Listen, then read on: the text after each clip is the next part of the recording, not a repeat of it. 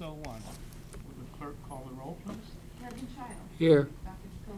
Here. Ms. Jordan? Here. Mr. Lamb? Here. Ms. Lau? Here. Mr. Michael? Here. Mr. Shaughnessy? Here. Ms. Shear? Here. Mr. Spicer? Here. Rise for the pledge, please. Pledge allegiance to the flag of the United States of America and to the republic for which it stands, one nation, under God, indivisible, with liberty and justice for all.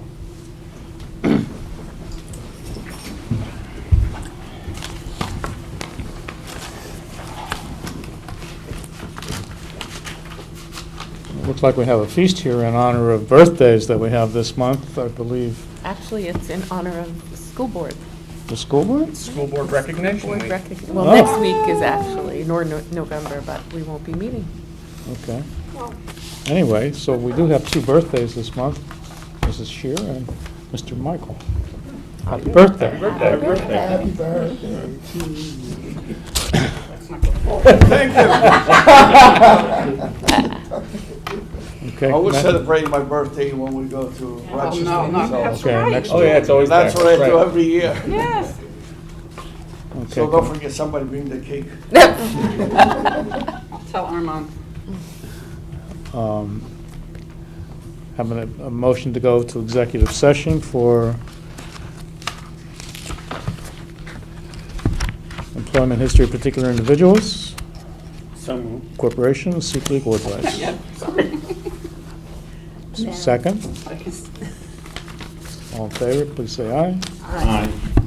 Opposed? Going to executive session, please go red if you're not red yet. Okay, thank you. We're back here for the public session of today's board meeting. There was one resolution coming out of executive session.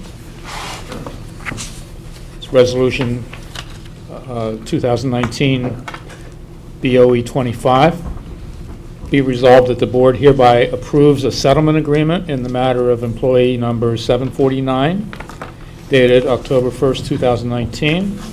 And be it further resolved that the superintendent of schools shall be authorized to sign such settlement agreement on the district's behalf. May I have a resolution to accept, or motion to accept the resolution? Second. Any discussion? All in favor, please say aye. Aye. Opposed? Unanimously adopted.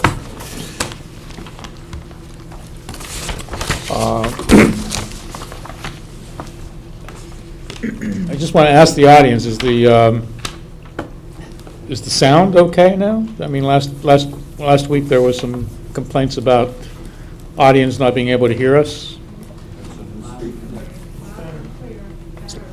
It's better? Okay. Public participation. If anyone would like to address the board, we have 2 minutes.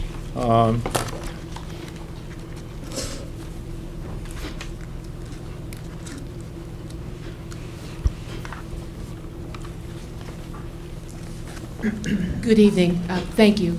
My name is Sharifa Carbon. I'm a district resident and the proud parent of one of your new students in the Mahart Pre-K program. I just came tonight to tell you thank you. First, since it's School Board Appreciation Week, thank you all for your service and commitment to the district and our community. But more importantly, I'll keep this short since I have 2 minutes. I am passionate about 3 things outside of my family: my faith, kids, and education. And to see what the vision that was put together years ago has unfolded to be for our youngest learners, I really can't tell you how appreciative and excited I am, not just for myself. I was thrilled when I saw that the three-year-old pre-K program opened last year. Was truly bummed that I couldn't work out transportation for my child, but more importantly for the other children in this community who have an opportunity to go to school instead of going to daycare or to grandma's house or wherever where there's structured learning and interactions and guided, the things you all know about, so I won't take up my time. Thank you from the bottom of my heart. Thank you, Dr. Padalino, and your administrative team who helped put this together. Thank you to Jana and her team here at Mahar, because I get what bumpy starts can be when you have a capital project. I work for a school district in Columbia County. We went through this last year. Just the small thing where the Magic Circle program couldn't do before and after care. I had called into work after I dropped my child off and heard that it wasn't going to start. I called a family meeting so we could figure out how we were going to get my girl to school. By the time I came to pick her back up, Jenna said, don't worry, I gave it till Friday and I'll confirm. I think we have it handled. That, for me, who works 45 minutes away, whose husband works at corporate doesn't care that your child has to get to school. That was a huge relief. And most districts don't do it, and the community doesn't understand what to offer transportation in pre-K. That does not happen. That really doesn't happen. So thank you all. I understand it was grant funded, but you had the vision, or your team had the vision to get the grant. The board, and thank you, Reverend Childs and Mr. Shaughnessy, because I don't know how long you've served, but it feels like forever that you've been part of the school board. I watched, even when I lived in Long Island, I would always look down at my district. I can't tell you how much I appreciate, not just for my family, for the community, what that means. And I will stop now. Thank you all very, very much. Thank you. Thank you.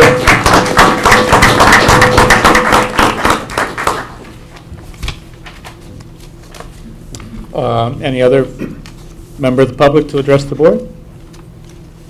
Okay, we'll move on to approval of minutes for the October 2nd meeting.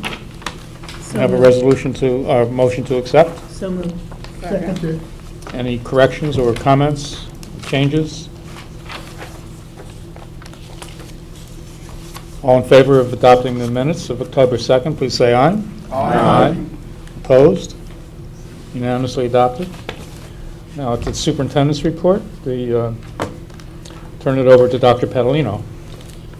Thank you, Mr. Shaughnessy. Just to start off with the Superintendent's Report, we do, and our first speaker, it is next week is Board Recognition Week, but we're not going to be here next week, so we're going to celebrate Board Recognition Week this week, and I did want to, I know you get enough trinkets and things, but I did want to just express, I want to thank the Board of Education for your service and your commitment and dedication to our students, their parents, faculty, staff, and our community here at Kingston City School District. Many people don't know that board members are unpaid volunteers who give their time, efforts, and talents to ensure that our students' education here in Kingston is nothing short of excellent. While a textbook version of what a board does is the governing body and make policies, and you are good stewards of the fiscal resources, this board does far much more than that. This board goes above and beyond to engage our community, from Saturday mornings at the farmers market to multiple coffee and conversation opportunities held in locations across our community. This board is fully engaged in committee work and facilities, curriculum, finance, policies, and school safety. This board models the ideal of being lifelong learners by engaging in challenging book studies and continuously pursuing board professional development. And I'll say that I venture to say there are very few boards that have received as many plaques and certificates and binders and things that you all see from school boards for the number of professional development opportunities and points that you've racked up. It seems like every month we're giving something for that work that you do. This board continues to be involved in influencing policy at the state and local levels and participates fully with our neighbor districts and the Ulster County School Board Association. Again, every time I go to something in Ulster County or even beyond, people say to me, your whole board's here. You know, I can't believe how active and how much they participate. So that's really a level of pride for us in here in the district. This board spends a great deal of time contemplating, collaborating, and yes, sometimes arguing about your self-evaluation and your board goals each year. But most importantly, through all that, I know that all of you are always usually just thinking about what's in the best interest of our students, our faculty, our staff, and our community. In a few minutes, Mr. Shaughnessy is going to repeat a presentation that he made for the Ulster County School Boards Association about 2 accomplishments that the board had last year and the district had last year, and 1 goal that we hope to achieve this year. I want to stress that so many great things have happened and so many things this board has done and we've been able to do in this district with the support of this board. I know it's hard to pick a couple of things, a couple of glows and 1 grow. You know, and for me personally, it's been an honor to serve this district and to work with this board. I'm thankful for your support and the hard work and the passion that you bring for the Kingston City School District. So congratulations and thank you for everything you do here in the Kingston City School District. Thank you.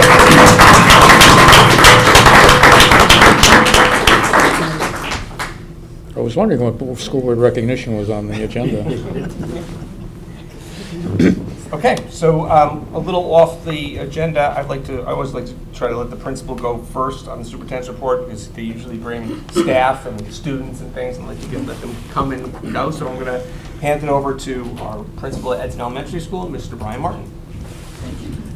And now I'm going to make Ms. Siri scramble because she put the other one up first. So, thank you everyone for having me here. I just wanted to say, this is so strange for me. This is like full circle. I used to present in this very room to the Board of Ed when it traveled from school to school. And we have the Dexters over here, and Mrs. Bowers, and Mr. Shearer, and Mr. Shaughnessy. You were all at those meetings, so it's just a weird feeling. But I feel very good about being here and seeing the school being reused again, and how beautiful it looks. And I want to thank you for doing all that, because it was a great use of a building in a great location. And so I'm very impressed. Before I start, I just wanted to say Happy Bosses Day to all of my bosses, okay? And ultimately, the Board of Ed, you're my boss, so Happy Bosses Day. And I just wanted to acknowledge Mrs. Campbell, Amanda Campbell over here in the corner. She is the Vice President of the Edson PTO. She's also a staff member, and she also plays a key role in our BLT plan, which is some of what I'm talking about tonight. Can you all hear me all right? Okay. I'm going to pass around some artifacts, just a few samples of things that go along with the presentation. And don't worry, the presentation is concise.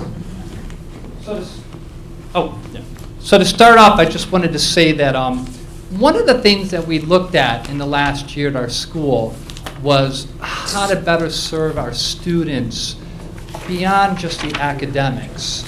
And we thought, well, why don't we ask them some more questions? So we decided to put out a survey, and what I gave you as a sample, and it's on one of the screens, is a survey that we had the students do last year in March. And for the primary grade classes, the teachers actually facilitated it as a class activity, because those boys and girls, they can't read and write a survey like that. But the information was so important because as a BLT, we spent a lot of time going through the data and trying to figure out, well, what can we do to make school better?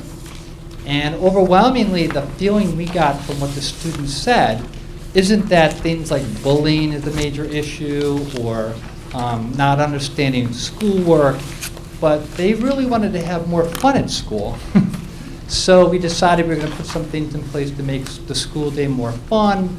And so what I passed out as one of the artifacts is every Friday we have something special going on at our school. And we actually have on Friday mornings, we welcome the students to school with what we call Dance Party Friday. And everybody dances in the hallways as they come into school, and we play different music. And the boys and girls can choose the music that they want to have played over the loudspeaker. So it's a lot of fun. The children really respond to it. And more of us grown-ups are loosening up and actually dancing in the hallways. So the first thing I want to mention is the survey, which I just talked about. We're going to do another survey probably in the next couple weeks. It's going to be different than the one that you see. It's going to be geared more towards specifically what are some things you would like to see happen more in school. And we're also looking, like I said, we have more motivational tools in school, more activities. Another example was we did a parent, community, student, and staff folk dance by Mr. Heffley, our music teacher, and it was such a big hit. We literally had hundreds of people at school. And it was great because you had whole families coming. And so we decided that we would do it twice this year.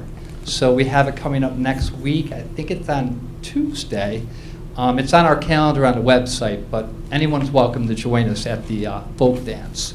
The other thing I want to mention is with the feedback, then we actually took that BLT plan and we made action steps based on that feedback from the students.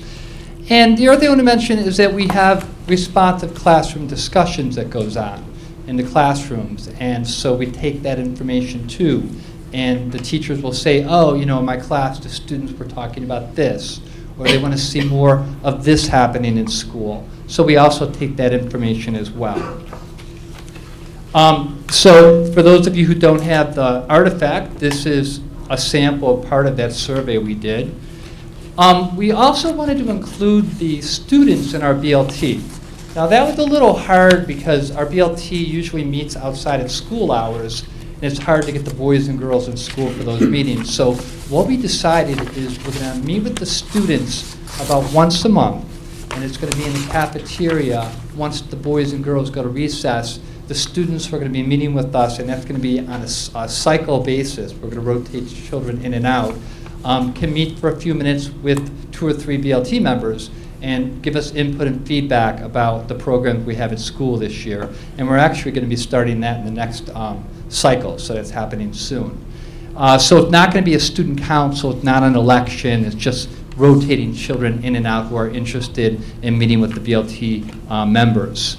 The other thing I want to mention is that we are going to continue, as the district has said, look at our action steps and update them. And I guess this year it's different because it's going to be by the half year instead of the full year. And we also have community meetings in cafeterias. So what we do is during lunchtime, we'll talk to the boys and girls about specific topics. It might be something that's come up at recess that the children are asking about. It might be something the teachers share with us about their conversations in class. And we do that instead of having huge assemblies because it's a little easier to manage and it gives the boys and girls more direct contact with us. And when I say us, it's me, the social worker, the school psychologist, or some of the staff members who are our check-in, check-out system as well. We also have a restorative justice lunchroom table in the cafeteria where someone mans it every day. It's usually me, but there's other staff members too. And we get so many students coming over just to ask questions or to share information or just to get a positive boost for the day. So that's important too. Resilient learners. One of the focuses of our BLT is to help the students understand it's okay to learn from our mistakes.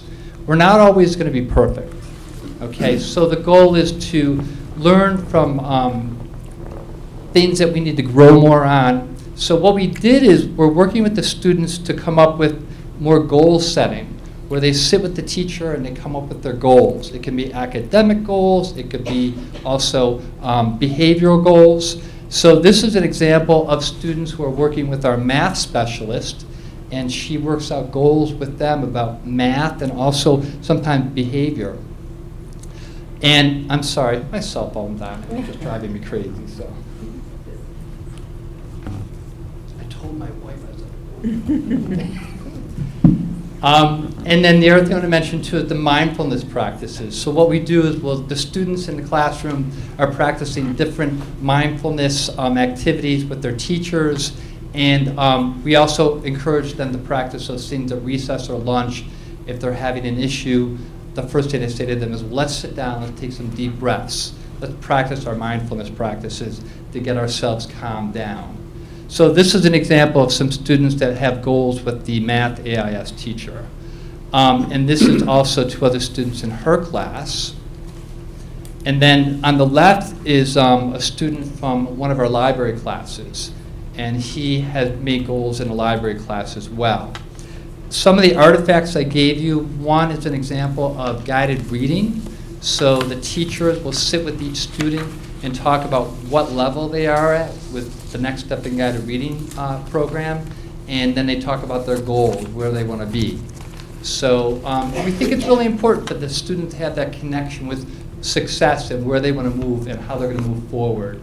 And again, the biggest thing is to be comfortable with the fact that it's okay to make mistakes and that we all learn from our mistakes. So that's pretty much it. If you have any questions, I'm more than happy to answer them. Yes? You mentioned you have a restorative justice table. Do you ever get any real incidents that's there? Or Oh, is it just- absolutely. Sure. So, Yeah, I'll give you an example. I had a parent come to school Friday saying her son was being bullied. So what I did is I did an investigation, and I met with the student privately where no one else was around, and then I met with them together. And it turned out that we did meet at that table because we were able to bring other people into the conversation. And it was more related to a game at recess. So we use it constantly. There's some days we used it more than others. You know, you might have a lot of things going on in the school. But I find it really helpful because we can have a lot of dialogue with the students in an open format, and we talk about comfort and how you feel about the behavior and how it impacts you. So we talk a lot about the feelings and emotions attached to the situation. Yes? And the goal setting and the mindfulness, is that something that's happening in every classroom? Like, is that kind of what you're doing? The goal setting actually is happening in all the classrooms and even specials classes. Everyone has their own flavor on it and their own spin on it. Like in some classes I go to, the goals are actually posted and the kids talk about it out in the public. Other classes, the goals are something they keep in a folder, and the teachers do talk to the students about their goals in their guided reading groups, for example. But the mindfulness is more kind of... Mindfulness practices are across the school as well, but they're also, in some classrooms, they're practiced to a greater degree than others. So we're kind of moving in that direction. Some teachers have had more training in mindfulness practices, but I also try to use the faculty meetings for the staff members to share with each other their best practices. So for example, last year we were showing each other on the projector screen different websites you can use for mindfulness practices like songs and dances. Thank you. Any questions? Sounds like a fun place, thank you. Thank you, Mr. Martin. Thank you.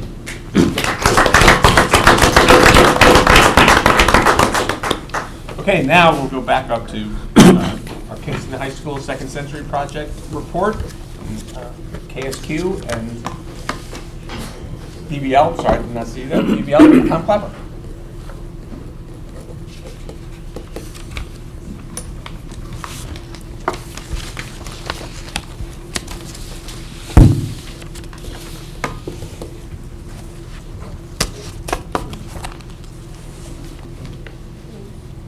Good evening, everybody. Shoot. Over at the high school, we're continuing with construction. There's a lot going on at the moment. We're continuing with saw cutting on the ground floor for the underground piping. They're going to be starting to put the actual piping in the next week or so. We have wall framing that started in the past few weeks. That's continuing on the ground floor, the first floor, and the second floor on the east half of the building. We're beginning to put up new door frames and lintels with the door frames in areas where framing has begun, or in areas where the new openings are, we can put the frames in.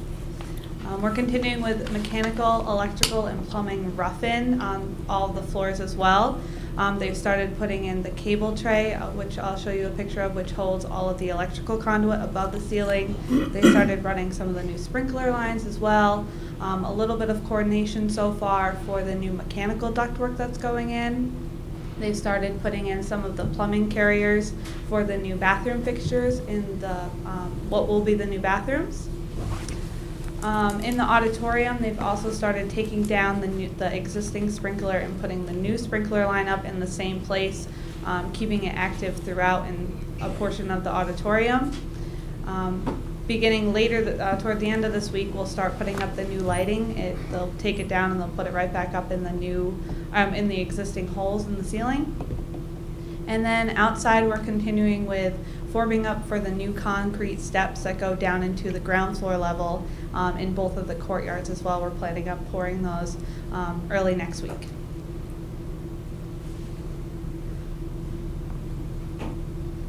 I don't know what's happening here. I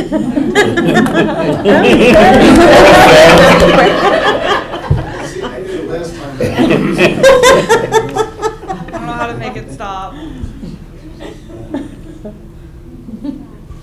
I thought it was a test of some sort. Let's try it that way. Sorry about that. Look fast. That's my fault.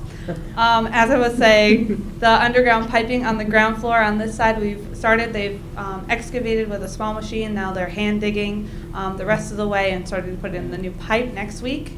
On the other side, this is in the courtyard on the west side, closer to Tobin Wisden, beginning to form for the new concrete steps. On the ground floor, we're also filling in existing openings with CMU in areas where a new door frame doesn't go, or we're closing off and separating into smaller rooms.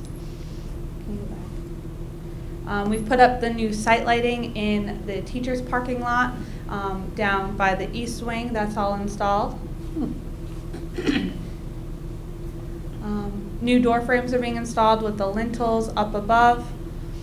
Continuing with wall patching in the existing rooms. This is the interior framing. This is on the ground floor, what will be one of the new art rooms. And then within the framing, they've started roughing in for some of the new electrical boxes, like outlets and wall switches for lights. And then this is the new cable tray that holds all of that electrical conduit going through the corridor that will run into each of the classrooms. As I was saying, this is the new plumbing rough-in right here. These are the carriers that will feed the new bathroom fixtures, sinks, toilets, urinals, that sort of thing. And we've been framing in these bathrooms as well.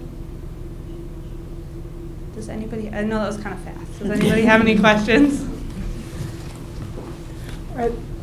In the basement area where you have the art rooms and the windows are kind of at the top, are those windows usable, or are they going to be replaced? They are usable. They're not being replaced. I believe they get new window shades, though. Oh, okay.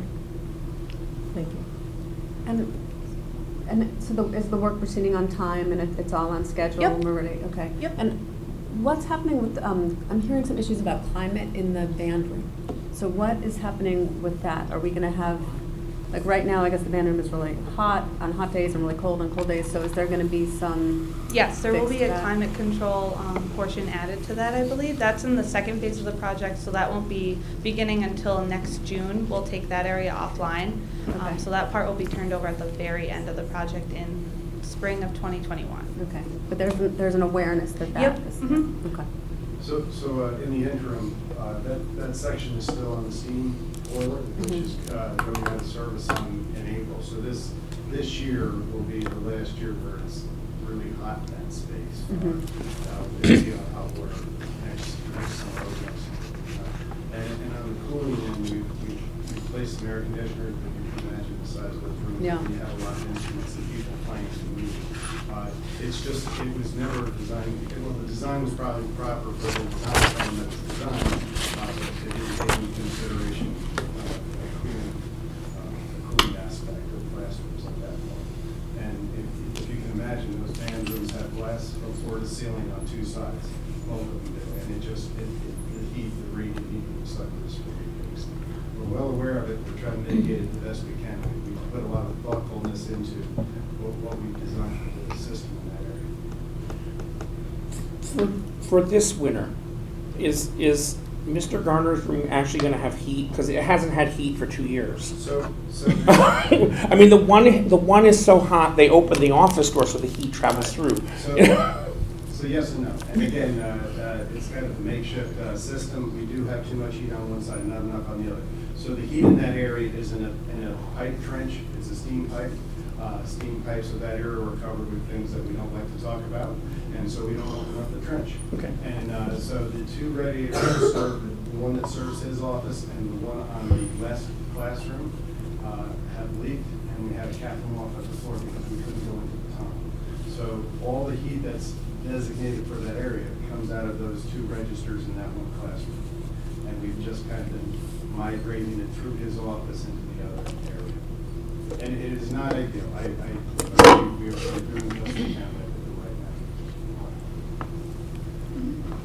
I had a question about the stage floor. I know there's oak going in on stage floor. Will that be black? It will be painted black. Yep. Non-reflective, black? Yep. And the second question was the railings going up to the stage. There will be railings there. And the railings on the front. On the front steps, yep. Yeah. Those, yep. Yeah. Excellent. Yep, there'll be railings down each side, and I believe there's one down the center of the front steps as well.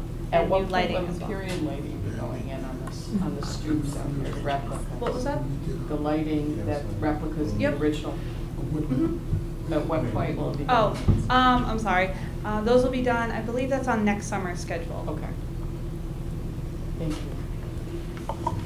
Mr. James, you had a question? I wanted to ask Mr. Carver about the swimming pool. Do you have any new information? Yes, actually, we're meeting tomorrow with the engineer, Delta Engineering, KSQ is heading this up. Right now, the machine is working, the Desivare is working, and again, about 70%. The condition in the pool room has greatly improved. We're also installing the fan, like I told you. The weather has not been very cooperative, and then when students come back to school, I've had my 2 electricians have been out with a cold the last couple of days too, so I haven't been able to get that accomplished. But we are working diligently to get that fan and that backup fan. So tomorrow's meeting is a design meeting to discuss how we're going to install the new unit and what its capabilities are going to be. We'll go from there, and we're hoping to have a design done as soon as possible and get it up to SED for approval. Thank you. She said thankfully, Dr. Piley was able to secure an expedited review of the file, and you make sure we get building need for this repair replacement. Very well, thank you. One of the auditorium, when is that going to go back online? Is it around schedule? Or? Yep, it is on schedule, end of January 2020. Tennis court update? Got an email today. So with the contractor, Copeland, had an issue with their fencing folks. That's happening as we speak. I got an email today, and we were getting very close because he asked me what color I wanted my courts. And so I responded, and I asked him for a schedule. I don't have it right now. He didn't respond before the board meeting, but I'll get it to the board members. But it looks, he has a time frame too. It's starting to get cold, so he has to get done within the next couple of weeks. I'd say 2 to 3 weeks. And then the fence will follow. The fence, the perimeter fence around the court has been given to Aris, the contractor, in the second phase, so that, again, so that we get aid for it and all those types of things. And so they are ready to go. They've sent in shop drawings, and they're being approved as we speak, and the fence will follow. What color? I left it up to Mr. Silverstein. I got the email at about 3 o'clock this afternoon, and I forwarded it to him, and he didn't respond on the color. So if we have any input, I mean, the board has absolutely weigh in. Like the open? Let's not go for that. The fencing contractor is going to put the nets in as well, is that what I recall hearing? The netting? The netting. Yeah. Actually, I can't answer that right away. Mr. Silverstein has bought the post for that, and I believe he also bought the windscreen. The contractors will probably install it when they put the fence up. This is kind of a collaboration of funds from athletics and building grounds. So I'm not exactly sure, but I believe that the athletic department bought the strings. Okay. Any other questions? Thank you. Thank you. Thank you.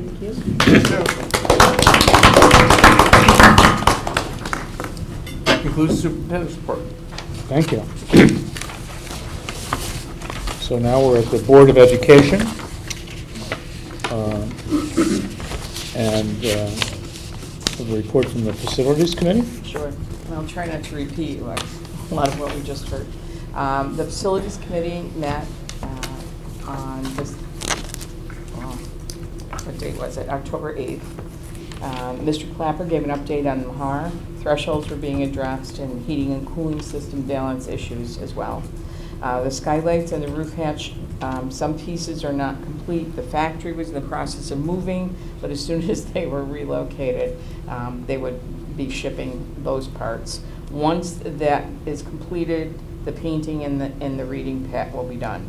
BBL is responsible for the old heating system, and that involved Johnson Control. Now we have a train controller, which works with a pneumatic system in the classrooms and the gymnasium. Stairwork and rails, some still need to be addressed. Plexiglass windows were replaced in the old kindergarten and grade 1 classrooms. Child and Family Services had to approve the windows for the wraparound program, different agency. And CSRS Arch punch list is complete now. Hang on.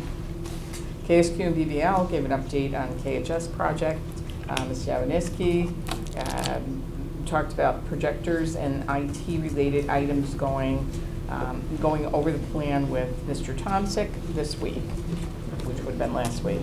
Mr. Quadrini talked about SHPO, the State Historic Preservation Organization, who's weighed in finally on the MJM window preservation. We've received 4 proposals, which were submitted, and it should be completed by the end of the year, December 30th or 31st of this year. MJM plaque, cornerstone, which includes the 1930s cornerstone, post and plaque, will be near the crosswalk, due to be installed soon. Repainting the metal fascia in Carnegie was added to the project at Mr. Shaughnessy's request. And we will have finished boards here for the new section on November the 6th. The Charter Committee met, and we'll meet again on December 4th to craft a charter for the Facilities Committee, so it becomes the protocol for the district. Hang on. Miller and Chambers are targeted. No, not Miller and Chambers. What is that? I don't know what that note is. Sorry, lost my place. Mr. Mike brought up a request for extra storage, which has been a problem perennially. We do need storage nearly everywhere. We have some years of remaining on the lease, the warehouse. We need at least 30,000 square feet of space, and we're looking into options now. So, any questions? Any questions? Can you remind me about the windows that you talked about? There was the cupola windows from the original MJM building were removed. They didn't all survive. They took the one that was in the best shape, and it's going to be encased with a historical plaque in the entry stairway to the left of the new entrance, the student entrance, facing Peter Street, in a plexiglass box so that it won't be touched. Thank you. You're welcome. Thank you, Mrs. Chair. Next meeting is December the 18th, because we have inspections in between, and we're starting inspections, and I do have a request here. We have at least 4 trustees touring with every inspection. We'll also have Mr. Clapper, a representative from KSQ, one from BBL, somebody from the safety committee, so it's a large entourage. But if there's anyone who's not signed up who wants to accompany us, please let me know ahead of time so we will know. We always meet at the main entrance and meet the principal and the head custodian there. We have a request from Mrs. Nelson, and it's a reasonable one. On Thursday, November the 14th, there is a tour of Meyer School, and it was scheduled originally for 3:30. She's asked, because it's her very first faculty meeting at Meyer, could we please come at 4:30 instead? So the trustees who have signed up already are me, Mr. Shaughnessy, Reverend Childs, and Mrs. Lau. If it's okay with you, we'll meet at 3:30, or 4:30, sorry, thank you, 3:30 for her. And the first one is next Tuesday, I believe, right? at The Kingston first High one's School? next Tuesday, and I will forward that. It's at KHS. We're beginning with one that is in pretty good shape. We'll be meeting at the new student entrance. Actually, that's where we get in at 3:30, but we'll be going to the old main entrance and doing most of our inspections in the main building. So, because that's what's under construction. So we meet at the new entrance. So we'll meet at the new entrance and tour after that, at 3:30 on October 22nd. And you will get your, the reports that they've filed with us already. The following week, we have actually 2 days of inspection. On Tuesday, the 29th, no, we'll skip a week because of the convention, no, the 29th, Crosby and Miller. And then on the 30th, Chambers and George Washington. So you'll get all of the reports filed by the principals and head custodians in advance of that. Okay, thank you. You're welcome. So the next item on the agenda is the Ulster County School Boards Association presentation that was made last Thursday. And I guess I'm...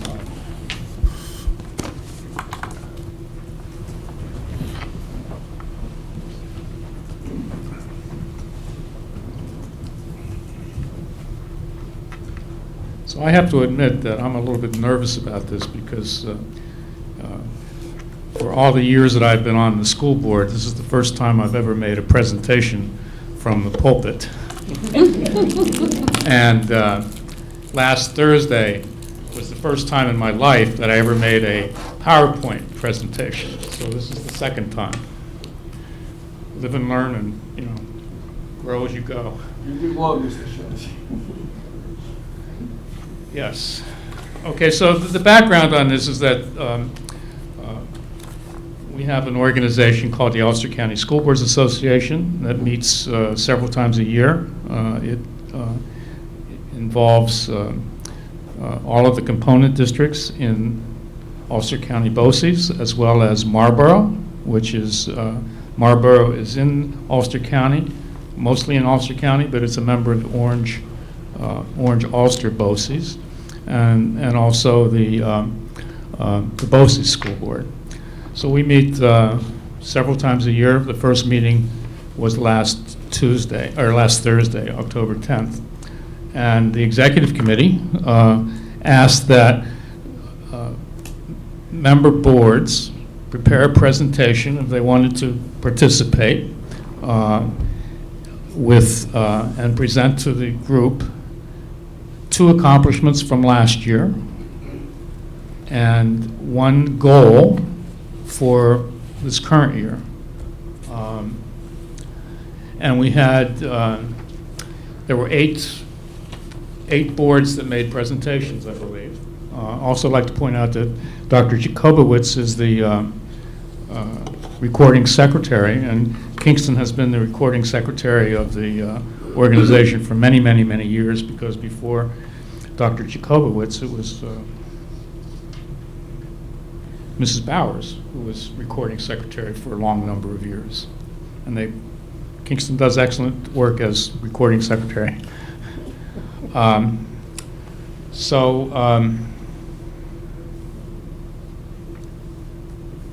on the agenda, it's called Grows and Glows. And what that comes from is, I think most of you know that we have a Hudson Valley Pathway Academy as part of, we're one of the founders of it. I guess we're still the financial,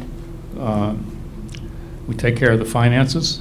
It's a 4-county opportunity for students to participate in a 6-year program where they, at the end of 6 years, they have their high school diploma and a associate's degree from SUNY Ulster. Most of the students there are from Kingston, and it's really a wonderful program. So they have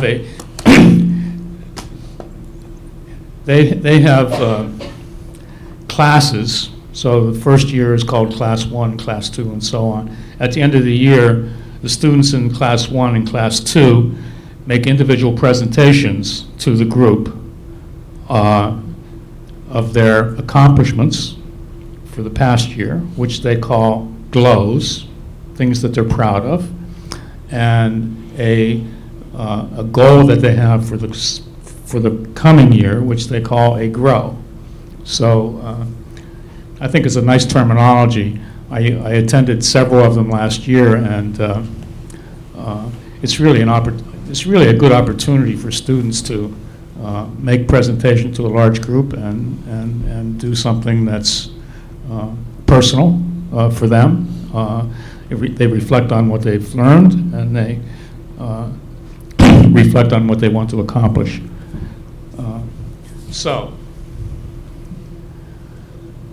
our 2018-2019 accomplishments.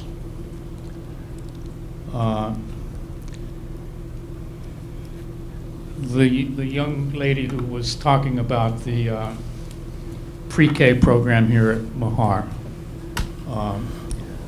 The center of the slide is the cover of the elementary program delivery study that the district undertook. We contracted for it through New York State School Boards Association in 2009, and the report was delivered by Dr. Paul Seversky in September of 2010.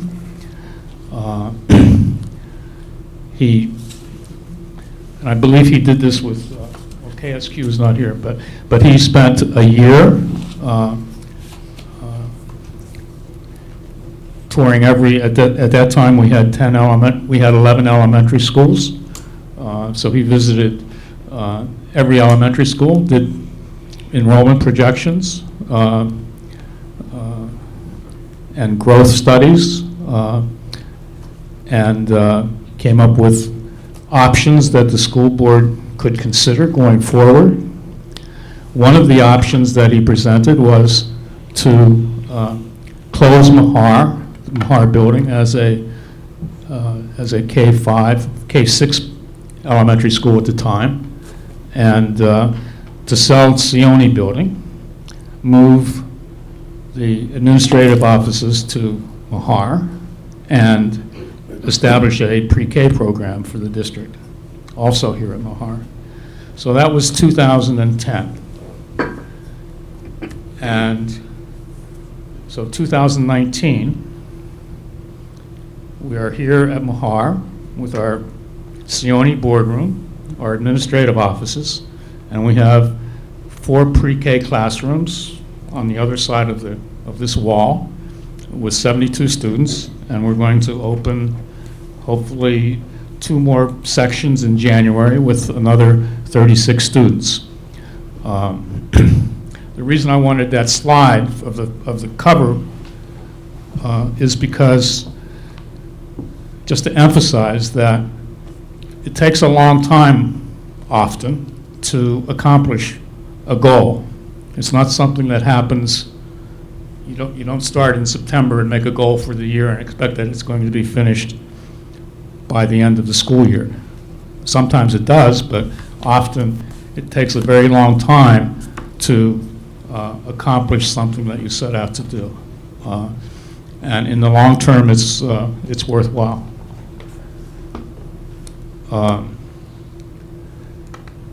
So that was one of our glows for last year. I mean, we actually worked on it extensively for a number of years, but we accomplished it by the beginning of the school year for this year. The other thing that we accomplished last year, one of our glows, was to focus on social emotional wellness of our student population. You heard a lot of that from Mr. Martin in terms of the circles and restorative justice and the dances and things like that they have at Edson and at other elementary schools. I think from my point of view, the philosophy is that it used to be that you would hear people say that we have free and reduced lunch because if kids are hungry, they're not going to learn. I think from my point of view, we focus on social emotional wellness because if kids don't feel good about themselves and are not happy in their situation, they're not going to learn either. And one of our missions is to graduate all of our students all of the time, and if we don't take into account the students' social emotional wellness, we're never going to accomplish that. There's a statistic that by the time students graduate from high school, approximately 20% of students exhibit some sort of mental unhealthiness. And those students need to overcome that, and we have to be aware of our responsibility in helping them do that. So we have a lot of community partners that we work with, and the ever-expanding list of them. We have Wild Earth, Cornell Cooperative Extension, Family of Woodstock, Peaceful Guardians, Center for Trauma-Resilient Communities, the Empathy Institute, the Farm Hub. It takes a village to raise a child, and I think that's that this is an example of that, and I'm really pleased and proud to serve on a school board that takes this initiative seriously. And it also impacts graduation rates. So in this example, in this slide, on the left side is our 2013 graduation rates. And the red is 2017, blue is light blue is 2018, darker blue is 2019. So you can see that over that period of time, 6 years, we have made significant increases in enrollment or graduation rates, especially among some of the subgroups. For the special education students, we've gone from 55% to approximately 70%. Economically disadvantaged, we've gone from 60% to 70% or higher. Multiracial, well, we didn't have that classification in 2013. Hispanic, from 55, we did get up to 74 one year, and we dropped back down a little bit. There's always steps forward and steps backward. And African American graduation rates has gone from 58% to approximately 75, 76%. So we have made improvement, and we're working hard to continue that improvement in subsequent years. Our grow for this year is to fully implement restorative justice practices at Miller and Bailey middle schools. In January of 2017, we adopted a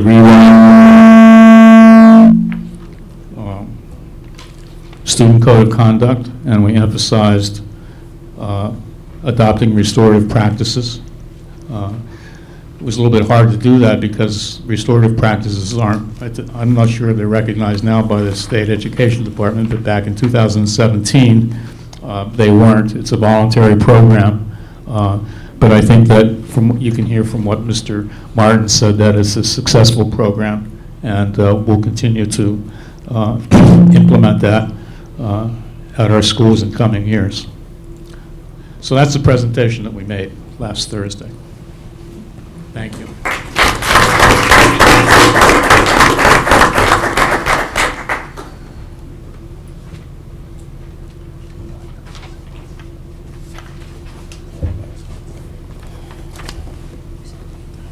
I guess I could ask for any questions.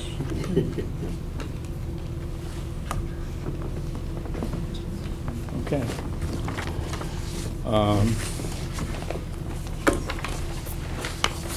Okay, next on the agenda is our consent agenda. Are there any resolutions that any board member would like to pull from the consent agenda?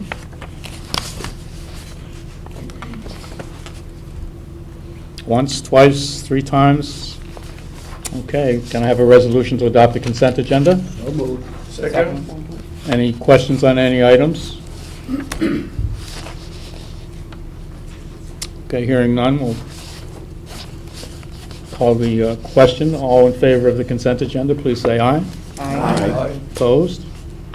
I include aye myself, so unanimously adopted. If I could just interrupt, so we do have one appointment on the agenda where our new teacher is here, Tara Perry, who is right here with us. So if you would stand up and be recognized, welcome.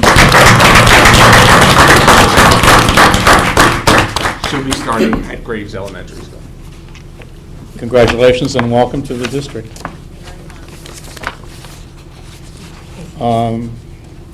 We do have some grants, grant awards. Kingston City School District gratefully accepts an award from Community Foundations of the Hudson Valley in the amount of $2,000 for Kingston High School.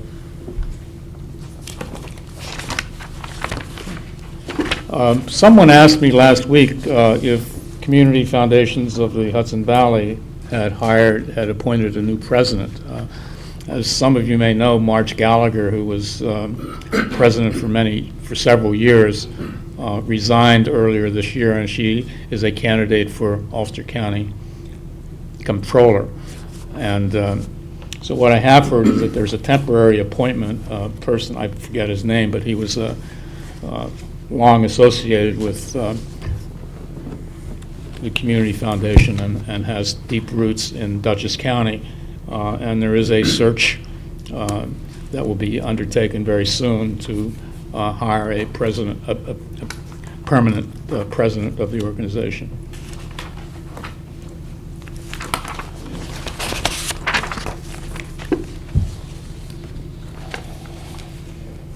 So we have the policy adoption?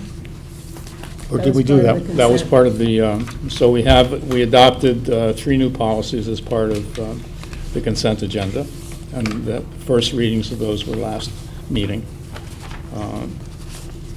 Old business is the next item on the agenda. Dr. Jacobowitz? I was just wondering if we could have a class size update, kind of mid-October, wondering where we're settling out. As I think we talked about last week, we're settling out pretty much exactly where we were last week. I mean, we do fluctuate a little bit, but our elementaries tend to be pretty stable. We're still about where we were. I will run another report for census report for everyone, and I'll have it available for the next board meeting, so you can see how we are in that first week of Okay, November. because I know that's kind of, we're at the spot where we're starting to reach some stability. Yeah, this is probably This is the where part it is. about where we are. And yeah. we're able to keep our K2s at around 22, you know. We have, max for the the one most big part. concern we had was the Crosby kindergarten, which we did hire a new teacher to Okay. that position. Okay, thank you. Did that start yet? No, that will start, November 9th? yeah, she starts tomorrow. We just appointed. We just appointed. Oh, okay. Okay, other old business? So I do have another draft of the annotated calendar that I'll pass out to board members to review. The first one item that I would like to point out, we have on the agenda a book review, White Fragility, on November 13th. Mr. Verge has made contact with Ms. Saletti at the high school, who is facilitating a book discussion there, and so it's a Wednesday. I presume that we'll have it like at 5:30, November 13th, and we'll provide a light dinner, and we can talk about how we accomplish that dinner after we come back from NISBA. But so if everyone could put that on their schedule, appreciate it. We have a coffee and conversation scheduled for November 14th at New Progressive Baptist Church at 6 p.m. And that's that'll be the last one that we have scheduled this year. We have January 14th at Boys and Girls Club, and we have one that's not scheduled yet, but it will be at with Vita Real Church, where we had a very successful coffee and conversation last year.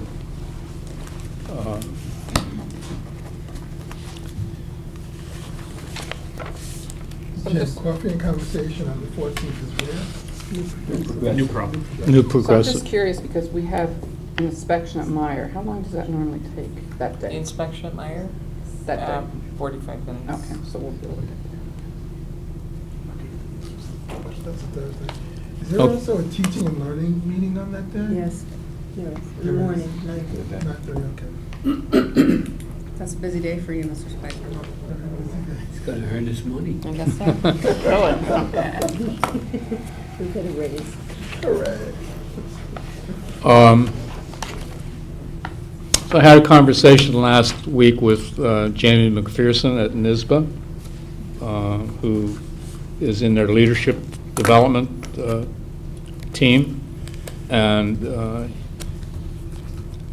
he conducted a training, a session at last year's NISBA convention on anatomy of goal setting. And I attended that, and Mrs. Jordan attended that. So we had a discussion about,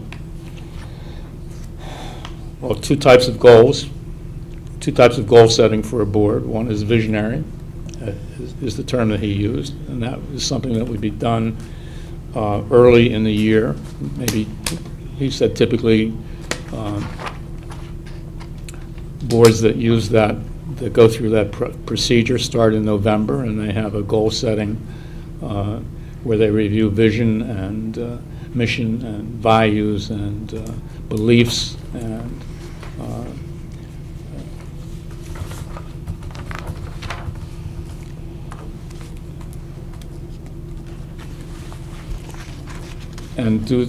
they do that in November, so that the process is finished by the time that the district board budget process starts in the beginning of the year. It's a collaborative process with the superintendent to establish long-term goals for the district.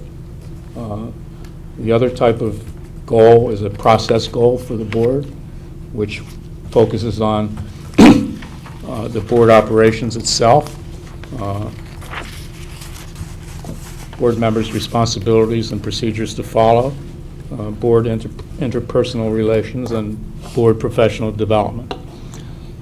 So I think, in my opinion, the types of goals that we have done in the last several years are more those process goals, and in my opinion, I would like to see us do more visionary goals earlier in the year.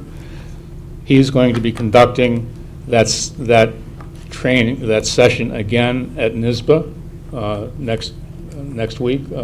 This session is on Friday morning at from 9:15 to 10:15, I believe it is, on the 25th.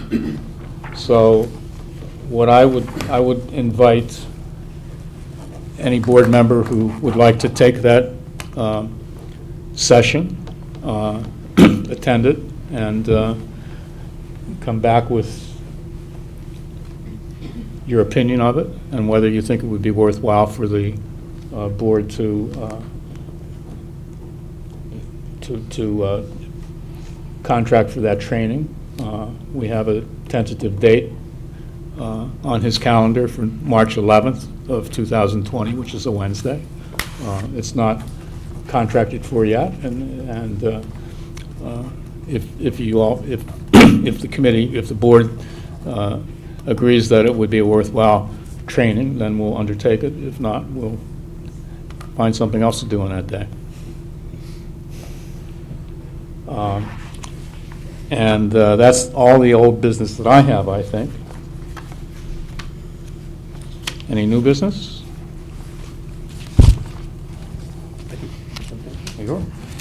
In your board packets last week, or this week, I should say, we discussed it a little bit last week, is a chart that Mr. Olson actually put together. One of the issues we're having district-wide, and actually it's a problem everywhere, I've spoken to several superintendents, and this is something that's going on, is really getting not necessarily substitute teachers, well, that's a total different issue, but our sub-cleaners, our sub-clerical, our sub-food service workers, our sub-monitors, our sub-TAs.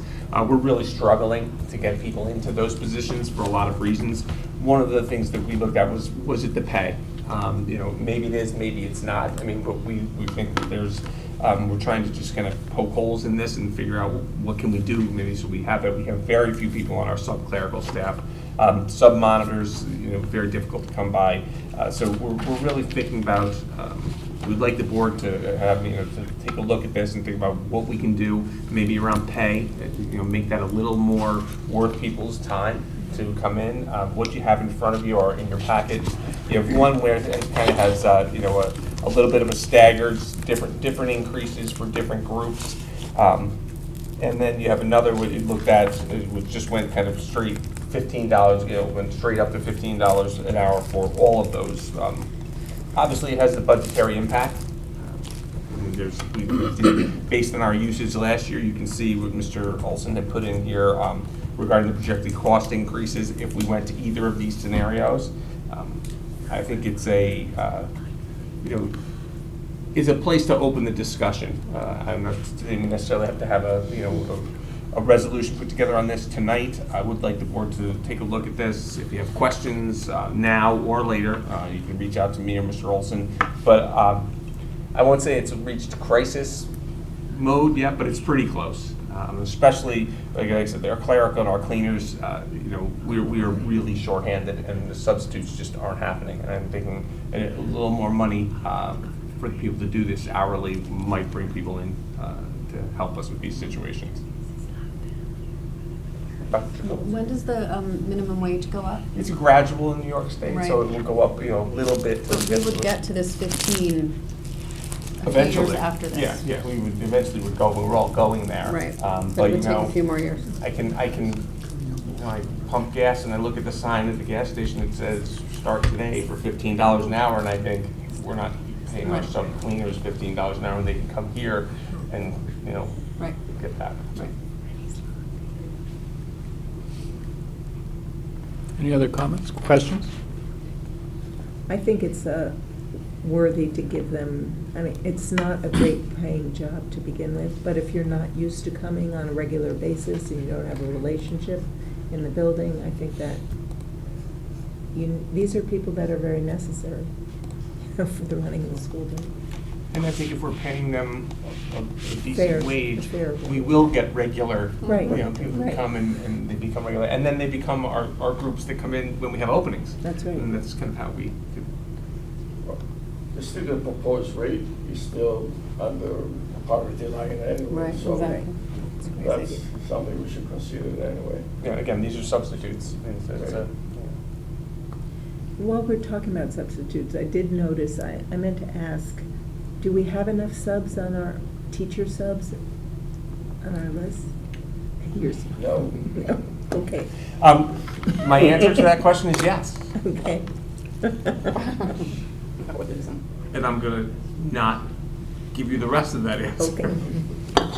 But we've, for the beginning of the year, we've been able to cover, again, we also have TBAs where we don't have subs. Right. There's always, on any given day, we could be fully staffed with subs that are necessary, and other days, we're not, so. So an exodus of TAs. What's that? An exodus. But, these groups, teacher subs, we tend to have a pretty good pool, and that doesn't mean there's not a shortage, but these areas, the sub is just not there. Which wasn't always the case. Right. Well, I imagine the unemployment rate has something to do with it too. That's true. Well, I think it's fair to pay our subs. It's not that they're going to be getting that money every day, but to make sure that they're available or they have an incentive to work when we need them. I think it's fair and just to increase their wage from what has historically been, whatever it has historically been for a long number of years. So I support it. If anyone has any other questions during the week, you can just send me an email if you look at this or something, and see something you want to talk about. I support it. I'll bring something to the board next week. Okay, thank you. So how would you bring that though? I'll bring Both or just one? I think based on where we are and what I hear over the next couple weeks, if people have questions, I think I would probably prepare both resolutions and let the board make a decision. Our bus monitors, are they the responsibility of our bus contractors, or No, there are employees. there are employees? Okay, I'm sorry, I was thinking substitute drivers, but that's the responsibility. That's the responsibility of the bus company. Okay. Any other new business? Board member announcements? Sunday is the fall fanfare at the stadium at 12:30, and it would be nice to have a good contingent of that. They are doing extremely well, as you know. $9 at the gate. What's that? I said it's $9 at the gate. Yes. And it's a wonderful experience. I don't think I've missed one. They've started. Great. And last weekend, to have the other first place at the same festival means that they're in line, where if they're at separate festivals, you have separate judges, so you don't know where you're at. So it's going to be a good year. So was it last week that they had the score was 85 point? 86.35. 86.35. That was a tie, right? with Yes. The other large With school. with Huntington, which is our main competition.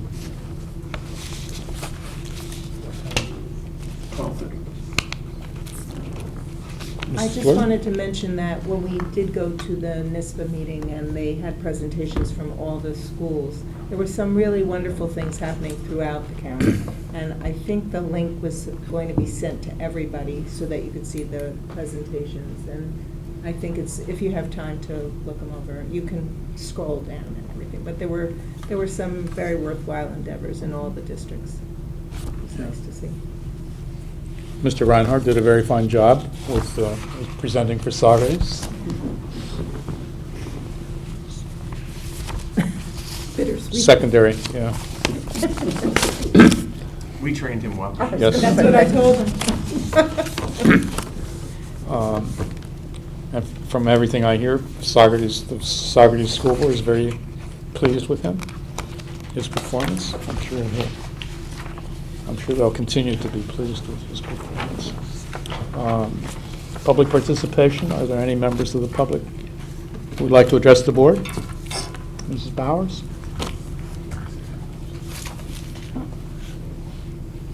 Maureen Bowers.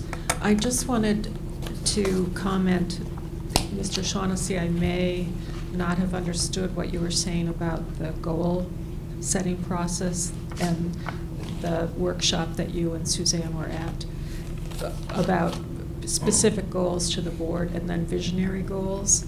But I am hoping if what I understand to be visionary goals, what we have on our board there are 3 plaques, that if we begin to review them or address them in some way, that's a collaborative process with stakeholders throughout the district. We usually have done that through the district leadership team, and it's not just been a board agenda item. Yes, it is a collaborative process. Thank you.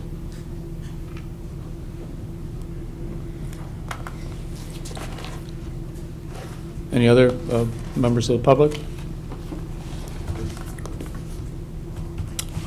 We don't have a need for a second executive session, so I'll entertain a motion to adjourn. Move to adjourn. Second.